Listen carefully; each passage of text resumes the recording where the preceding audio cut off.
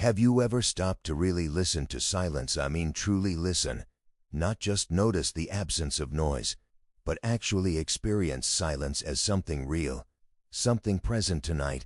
As you settle into comfort and prepare for rest, I want to take you on a different kind of journey. We're not traveling to an ancient city or a distant land. Instead, we're going to explore something that exists everywhere and nowhere at once, something that has puzzled philosophers, mystics, and scientists for thousands of years. We're going to think about silence. Is it simply the absence of sound, or could it be something more? Could silence itself be an act of creation, a divine gift, a fundamental part of existence? Let these questions float gently through your mind as we begin. There's no need to search for answers. Just let the wandering itself be a kind of meditation, a pathway into the deep rest you deserve. In a small monastery nestled in the mountains of somewhere that could be anywhere, a monk named Brother Thomas had taken a vow of silence. Not for a day or a week, but for an entire year.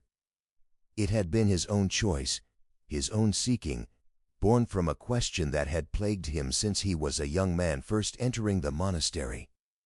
He wanted to know what silence really was.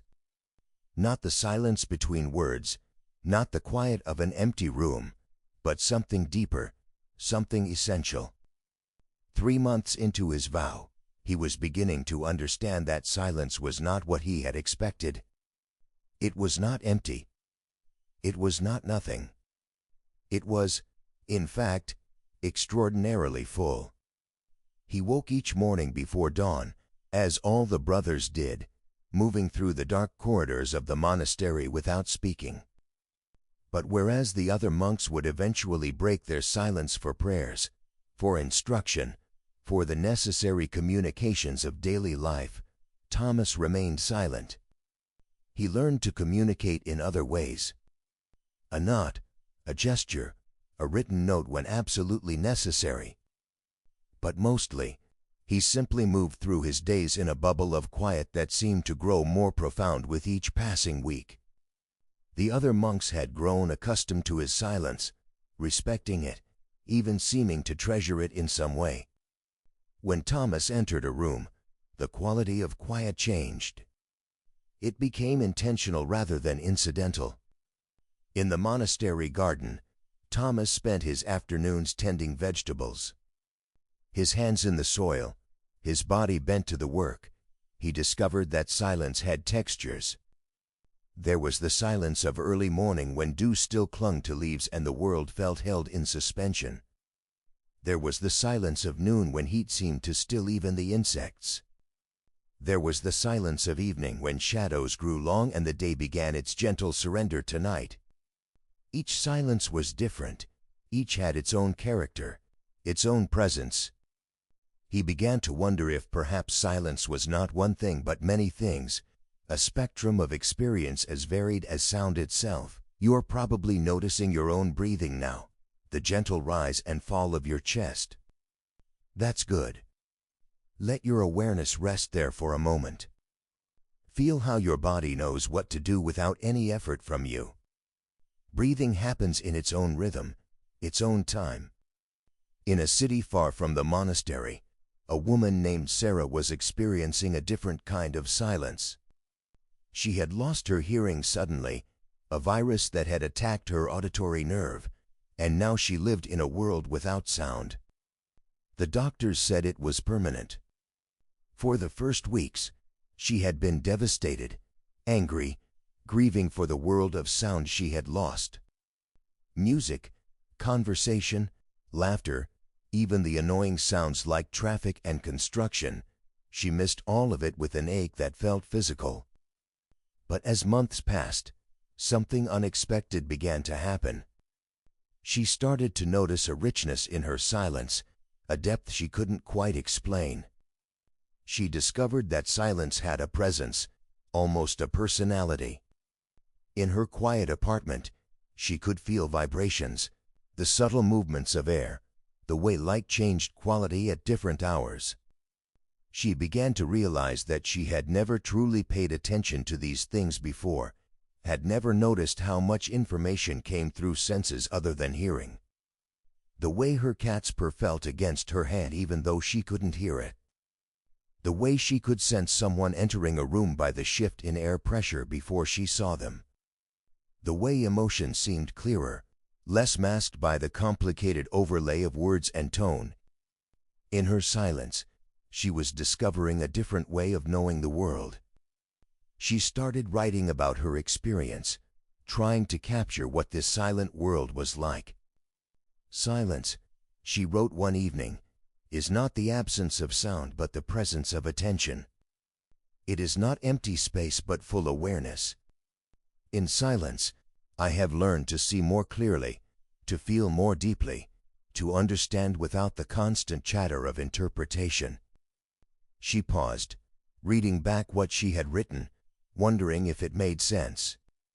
Would someone who could hear understand what she was trying to say, that silence could be a gift rather than a loss, that in losing sound, she had found something else, something that might have been there all along but that she had been too distracted to notice. In a research laboratory at a university, Dr. Michael Chen was studying the neuroscience of silence. His particular interest was in what happened in the brain during periods of quiet, and his findings were surprising even to him. It turned out that silence was not passive for the brain. During silent periods, the brain didn't simply rest or idle. Instead, it engaged in what researchers called default mode network activity, a state where the brain consolidated memories, processed experiences, made connections between disparate information, and engaged in self-reflection. Silence, his research suggested, was essential for learning, for creativity, for the formation of identity itself. Without periods of quiet, the brain couldn't properly integrate experience into understanding. He thought about this often, how modern life had become so filled with noise, with constant stimulation, that many people never experienced true silence anymore. There was always background music, television, traffic, a hum of appliances, notifications from devices. Even in sleep, many people surrounded themselves with sound, white noise machines or sleep podcasts or music. His research suggested this might come at a cost. The brain needed silence the way the body needed sleep, needed darkness, needed stillness. Without it, something essential was lost. He wondered if the epidemic of anxiety and attention problems in modern society might be partly related to this deficit of silence, this constant overstimulation that never allowed the default mode network to do its crucial work. Let your thoughts drift now, like clouds moving slowly across a vast sky. You don't need to hold on to any of them. Just watch them pass, gentle and easy, as you sink deeper into comfort.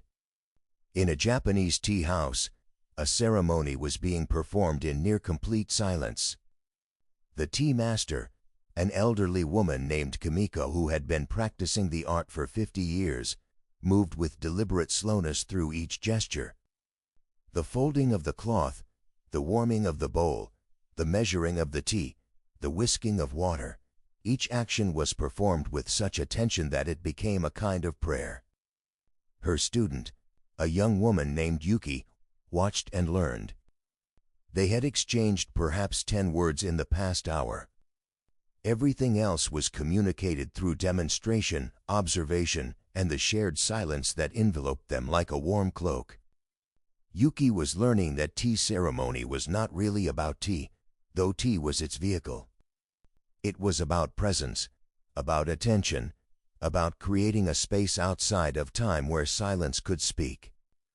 In the tea house, she felt something she never felt in her busy Tokyo life, a sense of being completely here, completely now, not pulled into past regrets or future anxieties but anchored in the immediate moment.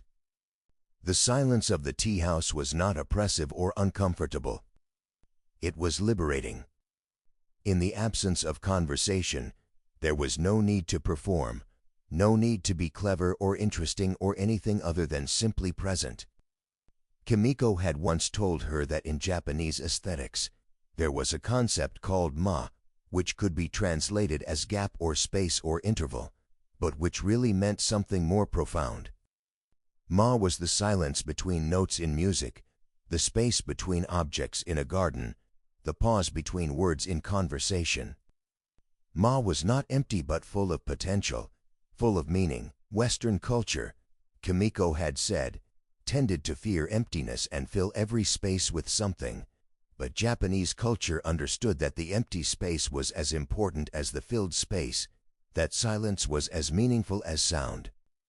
In tea ceremony, they were practicing ma, creating and honoring the spaces between actions, allowing silence to be part of the ritual. In a prison cell, a man named David sat in enforced silence. He had been in solitary confinement for 6 months, punishment for a fight with another inmate. The silence here was different from any silence he had ever known. It was absolute, crushing, sometimes maddening. There were no voices, no human contact, just the endless quiet broken only by the sounds he himself made. At first, it had nearly driven him insane. He had screamed, pounded on walls, done anything to break the terrible weight of that silence. But gradually, exhausted by his own resistance, he had begun to accept it. And in accepting it, something strange had happened. He started to hear things in the silence. Not actual sounds, but something else. His own thoughts became clearer, louder somehow. Memories surfaced that he hadn't thought about in years. He began to see patterns in his life, connections he had never made before. The silence, which had seemed like torture, was becoming a mirror, reflecting back to him things he had spent his whole life running from. It was not comfortable, this self-knowledge that silence brought, but it was real in a way that nothing else had been. He wondered if this was why so many wisdom traditions involved silence, solitude, withdrawal from the world. Not as punishment but as a way of stripping away all the noise and distraction to reveal what was underneath. He thought about God sometimes, though he had never been particularly religious. If God existed, he thought, maybe silence was God's natural language. Not the words of prayer or scripture, but the silence underneath and between and around all words. Maybe that's what people meant when they talked about feeling God's presence, that quality of silence that felt alive, conscious, aware. In his cell, in his enforced quiet, David was beginning to feel something he couldn't quite name. Peace, maybe. Or acceptance. Or just a deeper kind of attention to being alive, to existing, to the miracle of consciousness itself that he had never appreciated when his life was full of noise and distraction. Your body is so relaxed now, so heavy and comfortable. Each breath carries you deeper into rest, deeper into peace. There's nothing you need to do, nowhere you need to be. Just this moment, just this breath, just this gentle descent into sleep. In a forest in northern Finland, a practice called forest bathing was taking place. A group of tourists had paid to be guided through a wilderness experience that was, paradoxically, mostly about silence. The guide, a local man named Mikko, led them deep into the woods and then instructed them to spread out, to find a spot, and to simply sit in silence for an hour. No phones, no cameras, no conversation. Just sitting, breathing, being present to the forest. At first, some participants found it uncomfortable, even boring. But gradually, as they settled into the silence, something shifted. One woman, a corporate executive from London named Claire, found herself crying. She couldn't explain why at first. She was just sitting on a fallen log, surrounded by pine trees, listening to nothing, and tears were streaming down her face. Then she realized, This was the first time in years, maybe decades, that she had been truly quiet. Her life was a constant barrage of meetings, calls, emails, decisions. Even her supposed downtime was filled with entertainment, social media, activities. She had not been silent, not really silent, in so long that she had forgotten what it felt like.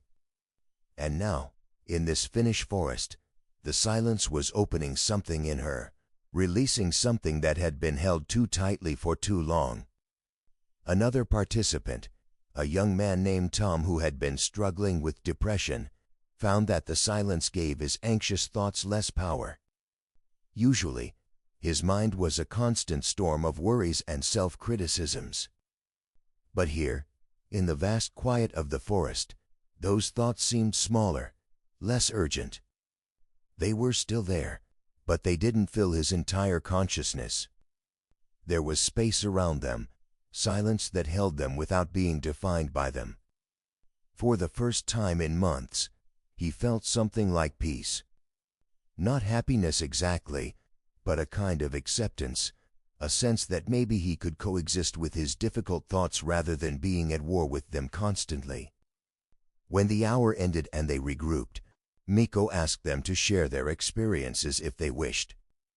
Many spoke of feeling connected to something larger than themselves, of a sense of perspective that seemed to come from the silence itself. The forest, in its ancient quiet, reminded them that their individual concerns, while real, were also temporary, part of a much larger pattern of life and death and renewal that had been going on for millennia and would continue long after they were gone. This awareness was not depressing but strangely comforting. In a monastery in Tibet, a very old monk named Tenzin was approaching the end of his life. He had lived in silence for most of his 70 years as a monk, speaking only when necessary for teaching or ceremony. Now, as his body failed and death approached, he spent his days in meditation, sitting in silence so complete that other monks said you could feel it radiating from his room. They would sometimes sit outside his door, not entering, just being near that profound quiet that seemed to emanate from the dying monk like light from a flame. Tenzin was not afraid of death. In his tradition, death was seen as a transition, not an ending, and silence, he had learned over his long life, was the best preparation for that transition. In silence, the constructed self, the ego with all its fears and desires, could dissolve. What remained was something deeper, something that did not depend on the body or the mind for its existence. Some called it Buddha nature, some called it the soul, some simply called it consciousness. Tenzin thought the name didn't matter much.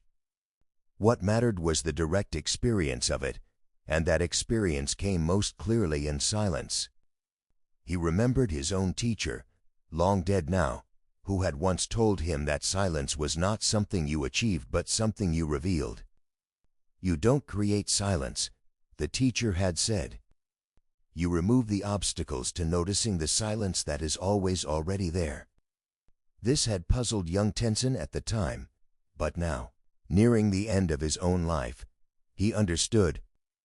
Beneath all sound was silence. Beneath all thought was silence. Silence was the ground of being, the canvas on which everything else appeared. To rest in silence was to rest in the fundamental nature of reality itself. Just let go now. Let your body do what it knows how to do. Let sleep come naturally, easily, like a wave washing gently over you. You are safe. You are peaceful. You are held by the quiet of the night. In a hospital room, a baby was born into its first silence. The mother, who had chosen a gentle, quiet birth, held her newborn in dim light and near silence. There was no harsh overhead lighting, no loud voices, no jarring sounds. Just the mother's heartbeat, which the baby had been listening to for 9 months, and the quiet breathing of the father, and the soft murmur of the midwife's voice. The baby's eyes were open, dark, and deep, taking in this new world that was so different from the warm, liquid darkness of the womb. In the silence of that room, the baby's first moments of life outside were peaceful rather than traumatic. The parents had read about the importance of those first moments, how they could set a tone for the child's relationship with the world. The mother, whose name was Maya, whispered to her daughter, "Welcome to the world, little one. Welcome to the silence and the sound, to the darkness and the light, to all of it." She thought about how this child would grow up in a world that was increasingly noisy, increasingly stimulating, increasingly afraid of quiet. Maya hoped she could teach her daughter about silence, about the value of stillness, about the importance of being able to sit with oneself without distraction. It seemed like one of the most important gifts she could offer, in a culture that commodified attention and monasterized distraction. Her husband, James, looked at his daughter and felt a sense of awe so profound it was almost painful. This tiny being, this new consciousness, had just arrived from nowhere, or from everywhere, depending on how you thought about it. Where had she been before she was born? Where would she go when she died? These were questions that had no certain answers. But in the silence of that hospital room, watching his daughter's tiny chest rise and fall with breath, James felt connected to something vast and mysterious. The silence seemed to hold all the questions and all the answers, or perhaps to dissolve the distinction between them. In a library in Prague, an archivist named Elena was spending her days in near silence. She worked in the rare books section, where conversation was discouraged and even necessary communication was done in whispers. Her job was to catalog and preserve manuscripts that were hundreds of years old, carefully turning pages that had been turned by countless hands before hers, reading words written by people long dead. The silence of the library felt appropriate for this work, as if the books themselves required quiet to maintain their dignity, their connection to the past. Elena loved the silence of her work. In it, she could hear the voices of the past more clearly. Not literally, of course, but in some metaphorical sense. When she read a letter written by a merchant in the 15th century to his son, or a poem composed by a nun in the 17th century, or a diary entry from a soldier in the 18th century, the silence around her seemed to make those distant voices more present. The absence of contemporary noise allowed the past to speak. She thought of her work as a kind of ministry, keeping alive these voices from the past, maintaining the continuity of human experience across time. Sometimes she wondered what would happen to silence in the future. Would there be spaces like this library, where quiet was protected and honored, or would the increasing noise of technology colonize every space, leaving no room for genuine silence? She hoped not. She believed that humans needed silence the way they needed air and water. Without it, something essential withered. The ability to think deeply, to feel profoundly, to connect with oneself and others and the larger mysteries of existence, all of this required silence. If silence disappeared, she thought, humanity would lose something irreplaceable. You are drifting now, floating in that space between waking and sleeping. It's a good place to be, this threshold. Let yourself rest here, suspended in the gentle dark, held by the silence that surrounds you. In a Quaker meeting house, a gathering was taking place in intentional silence. Unlike many religious services that filled the space with words, with hymns, and prayers and sermons, Quaker meeting was based on silent worship. The community sat together in stillness, waiting for what they called the inner light, the voice of God or spirit or conscience that could only be heard in deep quiet. Sometimes someone would feel moved to speak, sharing a message that had come to them in the silence, but often, the entire hour passed without a word, just a room full of people breathing together, being present together, listening together for something that had no words. A woman named Margaret had been attending this meeting for 20 years. She had first come in a time of crisis, when her marriage was falling apart and she felt lost and alone. Someone had told her about Quaker meeting, about the practice of silent worship, and she had decided to try it. That first meeting, sitting in silence with strangers, had been uncomfortable. Her mind had raced with thoughts and worries. She had wondered what she was supposed to be doing, if she was doing it right. But she kept coming back, and gradually, the silence began to work on her. It began to slow her down, to quiet her racing mind, to create a space where she could hear her own deeper wisdom. Over the years, the silence of meeting had become a refuge for Margaret, a place where she could let down all her defenses and just be. She didn't have to perform or explain or justify herself. She could simply sit and breathe and exist, trusting that in the silence, she was held by something larger than herself. Some people called it God, others called it community or love or the universe. Margaret wasn't sure what to call it, but she knew it was real.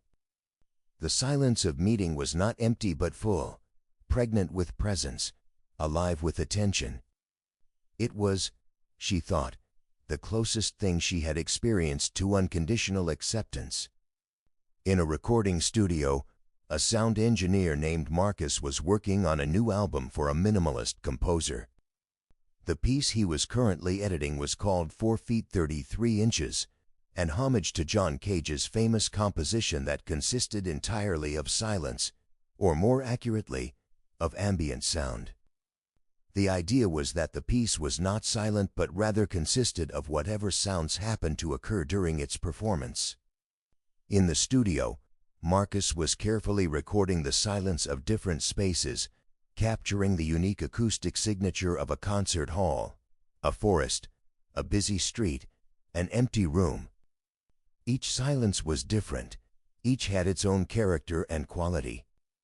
Marcus found this work fascinating and slightly mind-bending.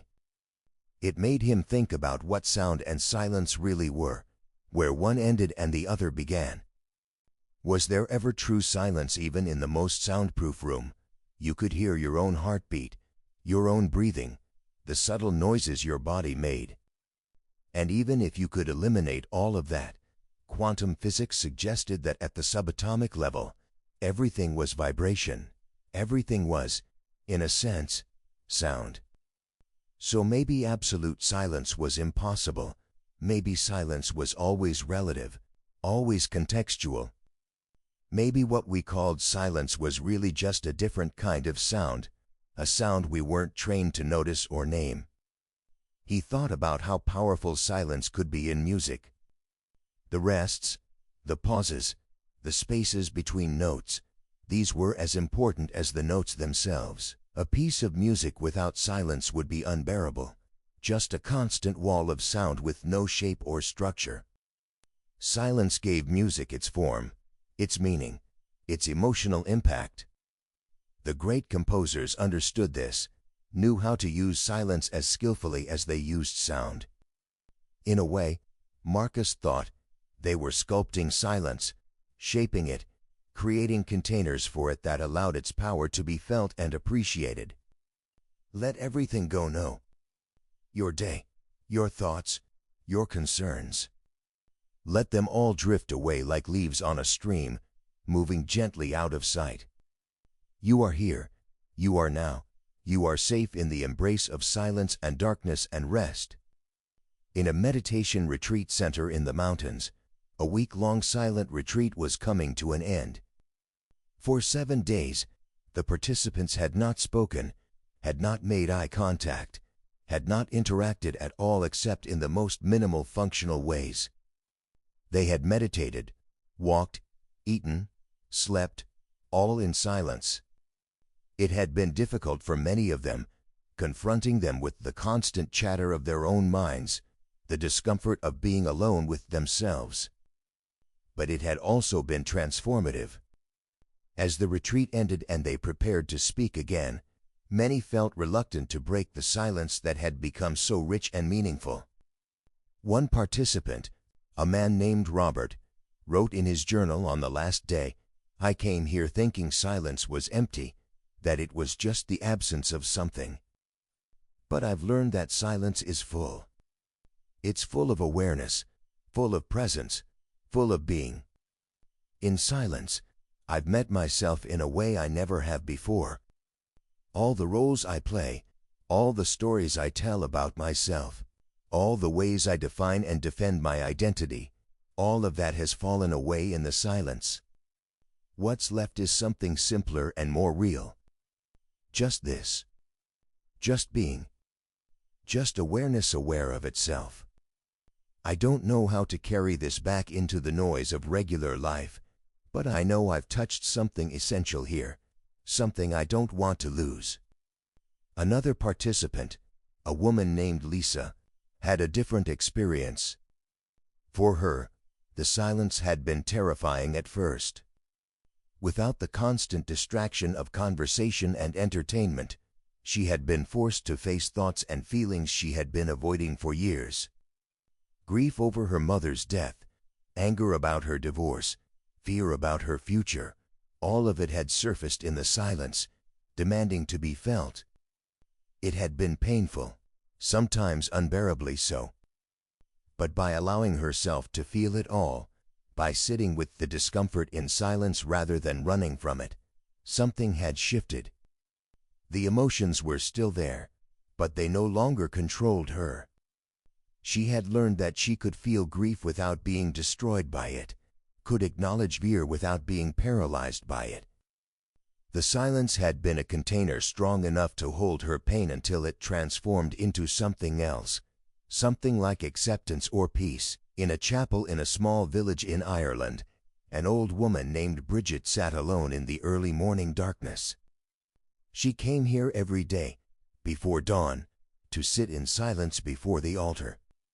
She was not particularly religious in a conventional sense, did not believe in all the doctrines and dogmas of the church, but she believed in the silence. She believed that in the quiet of the chapel, in the space that generations of prayer and devotion had created, there was something present, something sacred. She called it God because that was the language she had been given, but she suspected that God was just a word for a mystery that had no name. In the silence, Bridget felt held and seen in a way she never felt in her regular life. Her children thought she was crazy, this old woman who got up before dawn to sit alone in a cold chapel. But they didn't understand what the silence gave her. It gave her a sense of meaning, of purpose, of connection to something larger than her small life. In the silence, she was not just a lonely old widow whose usefulness had ended. She was a soul, eternal and precious, part of the great mystery of existence. The silence reminded her of this truth when everything else forgot it. Your breathing is so slow now, so deep and easy. You are almost asleep, almost gone into that beautiful darkness where dreams live. Let yourself go all the way. There is nothing to fear, nothing to resist. Just let go and fall gently into sleep. In a desert monastery in New Mexico, a contemplative named Father John was writing about his experience of silence. He had lived in silence for most of his adult life, 30 years of minimal speaking, maximum listening. People sometimes asked him what he had learned in all that silence, what insights or revelations had come. His answer usually disappointed them because it was so simple. He had learned, he said, that silence is. That's all. Not that silence meant something or taught something or revealed something. Just that it is. And in its being, it allows everything else to be as well. Silence doesn't judge or demand or require. It simply holds space for whatever arises. In that acceptance, that spaciousness, he had found a kind of freedom he had never known in the world of words and noise. He wrote, Silence is not the opposite of sound but the ground from which sound emerges and to which it returns. Silence is not emptiness but fullness, not absence but presence. To live in silence is not to withdraw from life but to encounter it more directly, without the filtering and distorting effects of constant mental commentary. In silence, God speaks. Or perhaps it's more accurate to say, in silence, we finally stop speaking long enough to hear what has been said all along. In a monastery somewhere else, in a tradition different but somehow the same, Brother Thomas was completing his year of silence. Tomorrow, he would be allowed to speak again if he chose. He found himself uncertain about what he would do. The silence had become so much a part of him that the thought of breaking it felt almost violent. But he also understood that silence could become its own kind of attachment, that true freedom meant being able to move between silence and speech as appropriate, not clinging to either. The point had never been to escape the world but to encounter it more fully, to be present to it without the constant interference of ego and desire. On his last night of formal silence, Thomas sat in the monastery chapel and tried to articulate to himself what he had learned. But every thought that arose seemed inadequate, every concept seemed to miss the point. Finally, he gave up trying to understand and simply sat, breathing in the silence, breathing out gratitude, breathing in mystery, breathing out acceptance. In that moment, he knew that silence was not something he had practiced but something he had become. It was not outside him but inside him, or rather, there was no longer a meaningful distinction between inside and outside. There was just this, just being, just the extraordinary ordinary miracle of existence itself, and it needed no words, required no explanation, asked for nothing but presence. And perhaps that is what silence is, after all. Not the absence of something but the presence of everything. Not empty space but full awareness. Not nothing but the ground of all being. Whether you call it God or consciousness or nature or simply silence itself, it is always there, underneath and between and around everything else. In the noise of life, we forget it. In the stillness, we remember. And in remembering, we come home to something essential in ourselves, something that has always been there, patiently waiting, silently holding us in existence. Sleep now. Let the silence hold you. Let it cradle you in its gentle, infinite embrace. You are safe. You are loved. You are held by the same silence that holds the stars, that holds the earth, that holds all beings in its vast, compassionate awareness. Rest now. Dream now. Be at peace.